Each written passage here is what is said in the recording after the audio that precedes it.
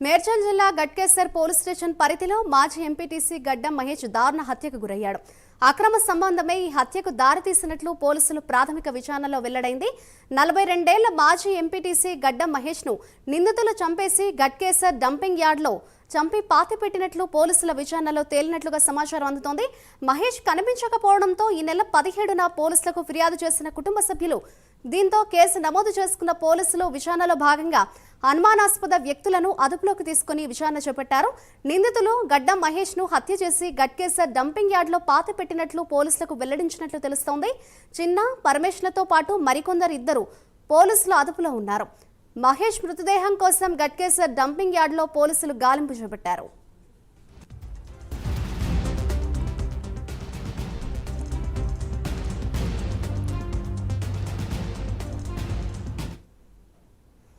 మేడ్చల్ జిల్లా Ghatkesar police station పరిధిలో మాజీ ఎంపీటీసీ గడ్డం మహేష్ దారుణ హత్యకు గురయ్యాడు. ఇదే అంశంపై మరింత సమాచారాన్ని మా ప్రతినిధి కుమార్ అందిస్తారు. కుమార్, చెప్పండి, ఓవరాల్ గా ఈ దారుణ హత్యకు సంబంధించిన డీటెయిల్స్ ఏ విధంగా ఉన్నాయి?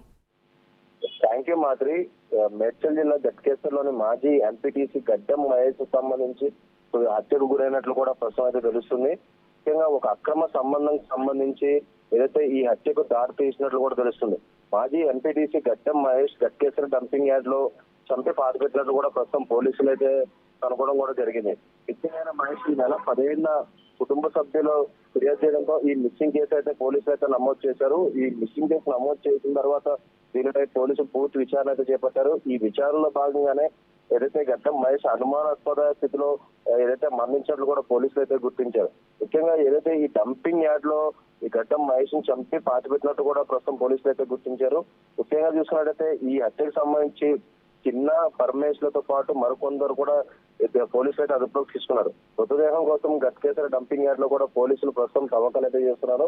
ముఖ్యంగా ఈ మృతదేహాన్ని కూడా తర్వాత పోస్ట్ మార్టం కూడా పంపించే అవకాశం అయితే ఉంది. ముఖ్యంగా ఒక వివాహిత సంబంధించి గడ్డం మహేష్ అయితే హత్యకు గురైనట్లు కూడా ప్రస్తుతం పోలీసులు ప్రాథమిక నిర్ధారణ రావడం జరిగింది. ఈ హత్యకు సంబంధించి కూడా ఒక ఇద్దరిని కూడా పోలీసులు అయితే అదుపులోకి తీసుకున్నారు. చిన్న పరమేష్ అనే వ్యక్తిని కూడా ప్రస్తుతం పోలీసులు అయితే అదుపులోకి తీసుకుని విచారిస్తున్నట్లు కూడా తెలుస్తుంది మాత్రం. Thank you Kumar.